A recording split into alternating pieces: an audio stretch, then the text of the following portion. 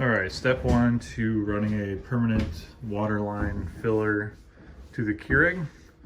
Kind of establish where you want the Keurig to ultimately reside. I'm going to keep mine over to the right hand side here. The other thing is to make sure that in the basement you get a nice hole drilled. You could go through the cabinet if you wanted to. I have this little kind of gap over to the side, and I was able to measure and drill a hole up right between the cabinet so the water line can be back in that wall. And then I drilled a hole down through the concrete counter in the back corner using a 5/16 by 13-inch drill bit. I didn't need it to be that thick, that 13-inch, but I figured it'd be nice to have a longer one for future projects, so I got a longer one. So I drilled down through back here, and the next step will be to fish 1/4-inch outside diameter polyethylene tubing down from here into the basement, and then I'll show you. I'm gonna do it down under the cabinet and then grab it and feed it down through that hole. And then in the basement, I'll show you how I'm gonna connect it up with a couple of fittings. Now, you could probably do this a lot cheaper, but I chose to get quick connects just to make it easier for do-it-yourselfers. I mean, this fitting alone here was probably 15 to 20 bucks. I'll line this all up in a I think I took some pictures of these, so I'll line these all up and kind of show you the pricing at my local Menards to do that, but stay tuned. All right, I'm down in the basement now. I found where the 1/4-inch tubing comes down. And you know, if your water lines are very close to where this is, you can always run this fairly easy. So you could run this 1/4-inch tubing over to where your closest cold water line is, or you could bring the cold water line to you. In this case, I've been working on replacing all of the water lines in this house to PEX. They had this PVC in here. So mostly I started with the outside wall area because this PVC can get really brittle.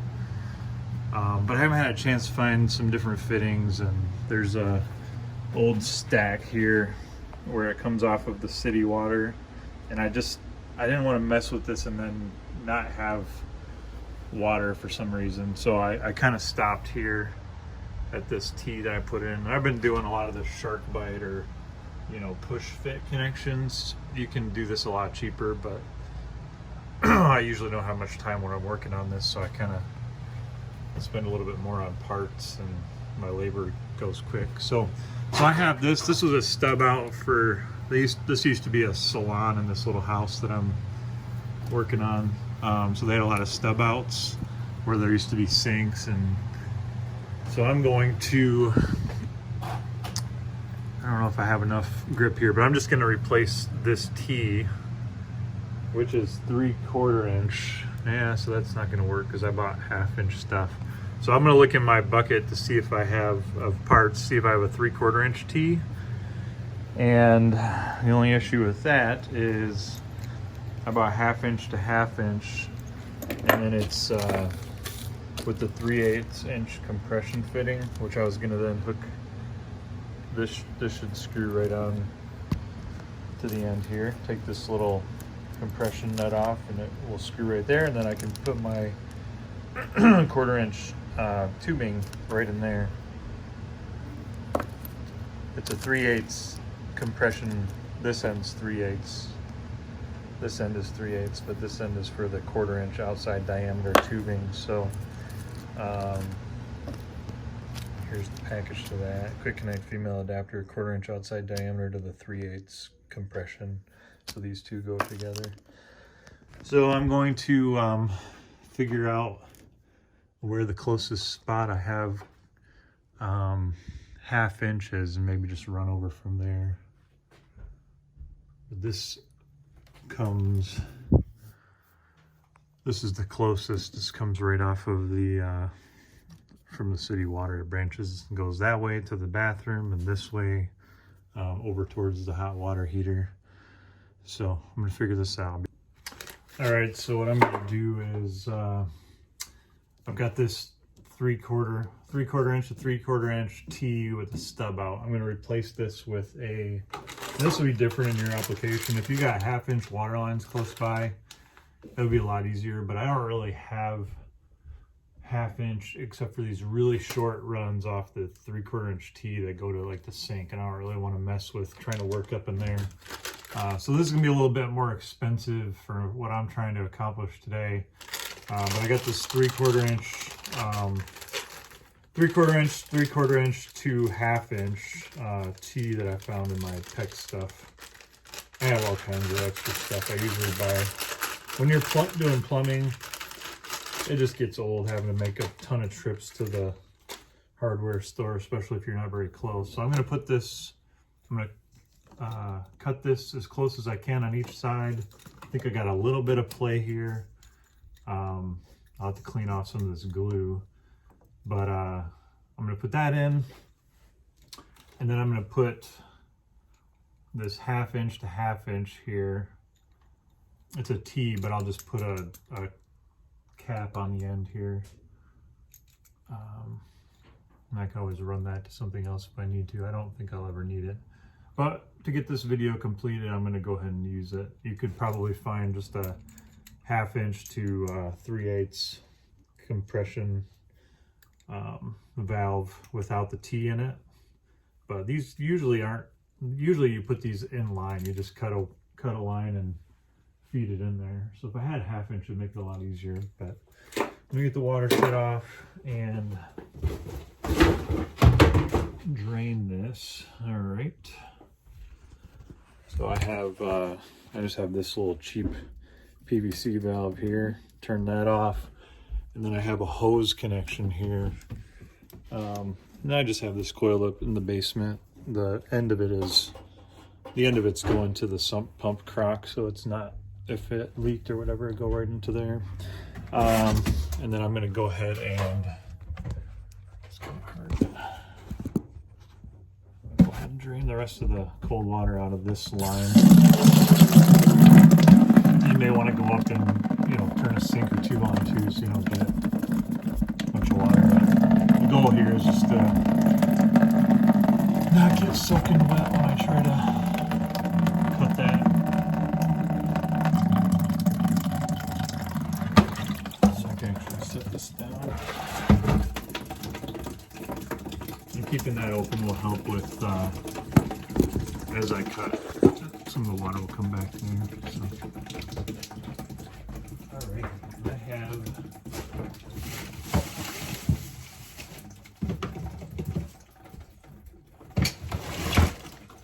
this Milwaukee PVC saw is coming really handy. It's probably the only Milwaukee tool I own because the rest of them are so expensive. So I'm gonna bring the bucket back over under where I'm gonna cut, just to catch a little bit of water when it leaks out. And again, I'm gonna try to cut as close to the fitting as I can. And that gives you a nice straight good line as well.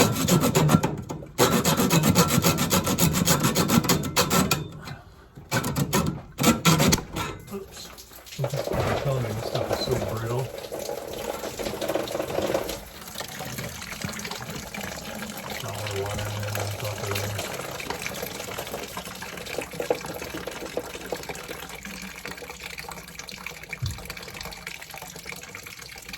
I'll probably cut that with my with a PVC cutter I use for my packs. Alright, so I'm going to cut the other side.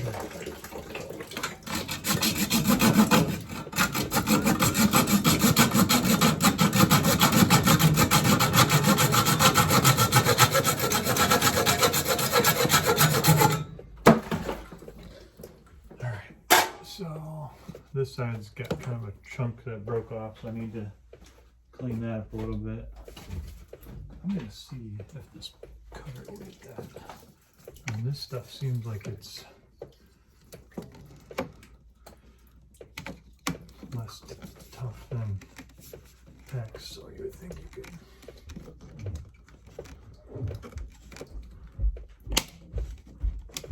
Yeah, that seems to work. All right, so now I am going to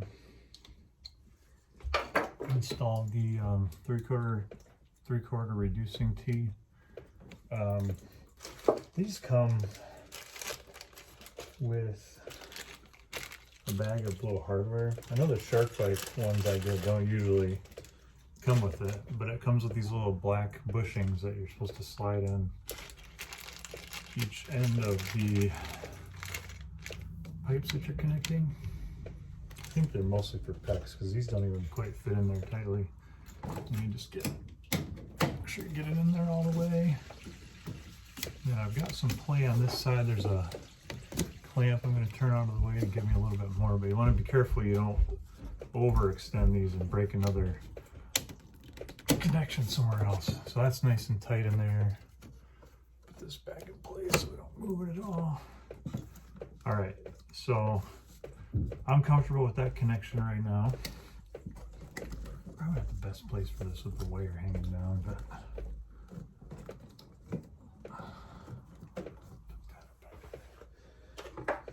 and then I'm going to cut a small piece of 1/2 inch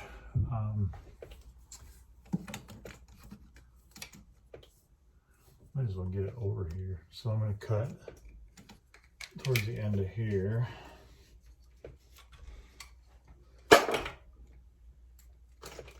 Again, I don't think this one came with the little connectors, so I'm just gonna, let's see which end I want. So the water line, that's closed. Just want to make sure you can, wherever you put this, you can get the valve to open. I've made that mistake before where you kind of have it up against, you have it the wrong way and then you can't twist it on. So, all right, so I'm going to this side.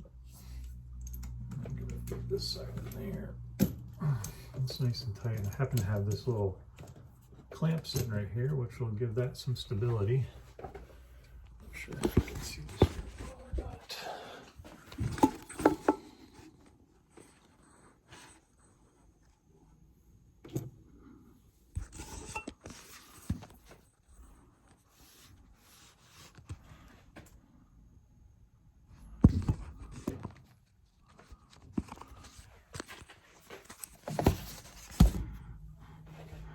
All right, so now I just need to put a cap on this end so that water doesn't go shooting out once I turn it on. I'm pretty sure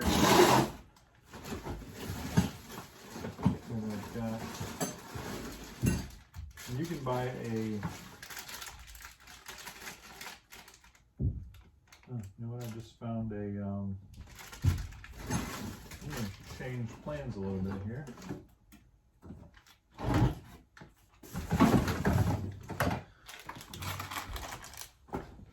So I just found in my box a PEX, 1/2 inch PEX with 3/8 inch compression, which is exactly what was on this one.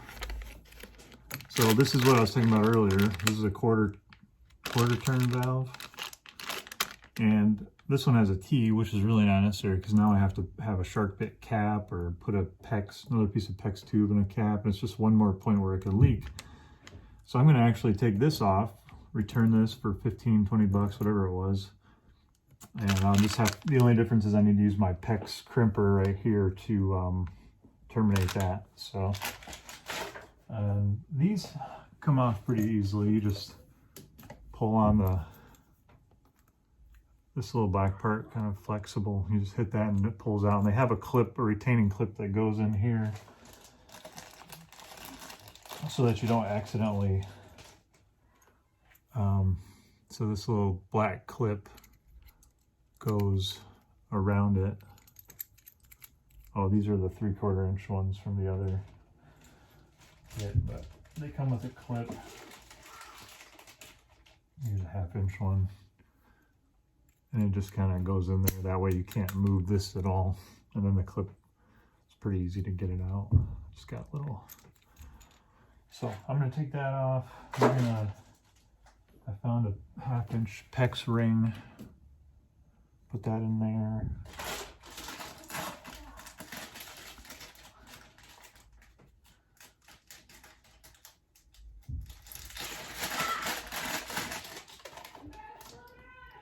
And then put this in there.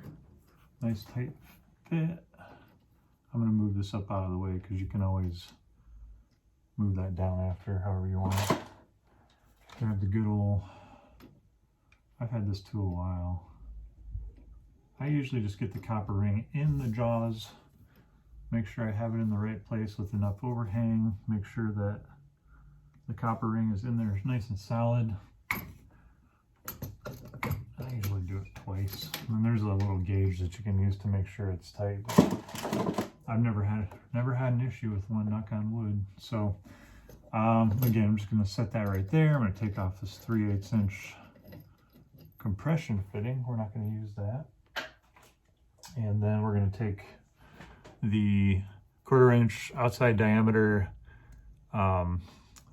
quick fit, I think they call them.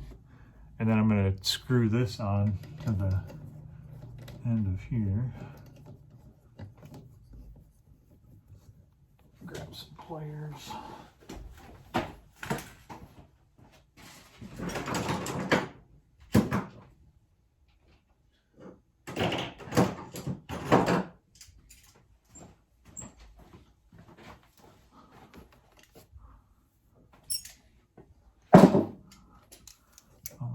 Strips. Take this back off. You don't have to. I mean, this has a rubber washer in there. You want it tight, but you don't have to over crank it. We're gonna test it all when we're done. So, all right. So now we have. I need to put some more wire things in here to get that out of the way. So I'm gonna leave a little loop here. You don't need to, but I'm going to. And just push your 1/4 inch tubing in there. Make sure it's in there a good distance. And I'm going to go upstairs and finish the rest here. I'll like zip tie this when I'm done. But I just like to leave a little service loop. I guess that's just the electrician low voltage thing that's in me to do. These are the 3/4 rings. I'm going to pop them in here.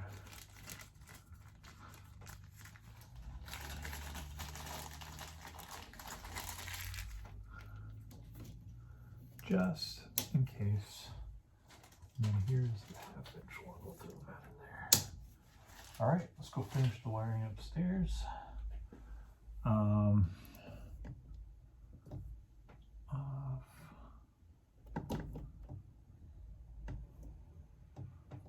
I think it's open like that, but we're gonna make sure the one upstairs is off before we turn it on. All right, back upstairs. Got a good chunk of tubing here. I'm gonna cut some off here. Can never seem to find a pair of scissors when you need them, so I cut this with my electrical snips here, get a nice clean cut. Get rid of the rest. And the goal here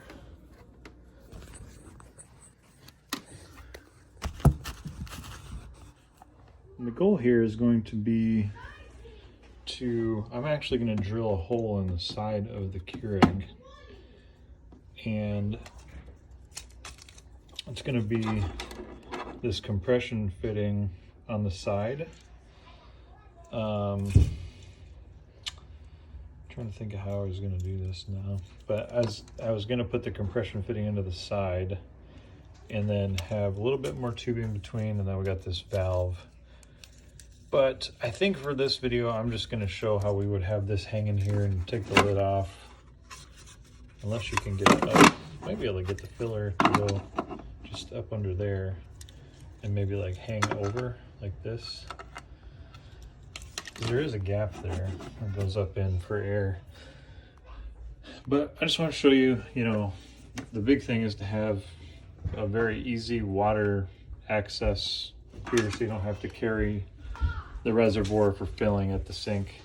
I mean, it's right around the corner, but it's just annoying whenever you go to make a cup of coffee and the water tank is empty. So this will be a quick flip to fill it up, quick flip off. I got no fittings, no plumbing fittings in the wall or anywhere it's going to be hidden.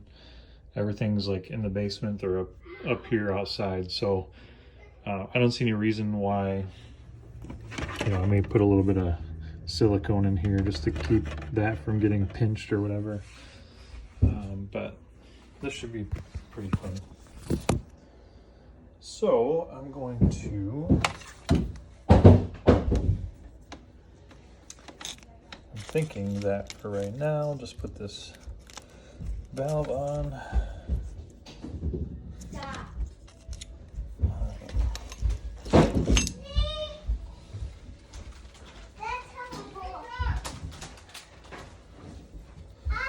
Cut another small piece of tube. That's like a softball? Yeah. Probably, oops, just a couple of inches.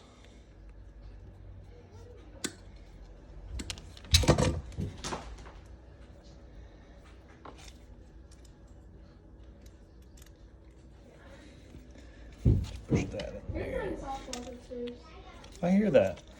And then I'm going to put the little T on here. And probably should have got more T, but that seems to go in there okay. It'll come around the back, of course, but I just kind of put the T, could aim it that way, I guess. Probably have one more T that aims down. That way you know that the water's not going to spray all over the place. So I'm going to go turn the water on. Make sure that this one is off. This one at least has, so to the right is off. I think it's on right now. So in the off position, and I think that one downstairs is on. So I just want to check that there's no leaks. I got my daughter sitting over here playing games. We'll ask her to make sure no water sprays when I turn this on in just a second. So, all right, so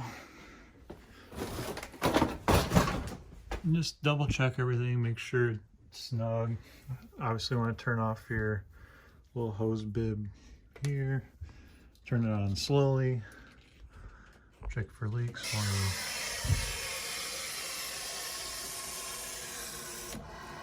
Well, my daughter hasn't yelled yet, so we must be okay. Everything good, Em? Yeah. All right, so. And I think that this is closed too, because it should be, I don't see any water in the line yet. So you can see how that kind of filled up there. All right, so now we have, did it pull out of there when I did that? Okay, so just for testing purposes, I'm gonna, I need to put the phone down for a second, just in case. Hey, come hold this for me. It's recording right now. I just want to do kind of a test run here. Some air in the line.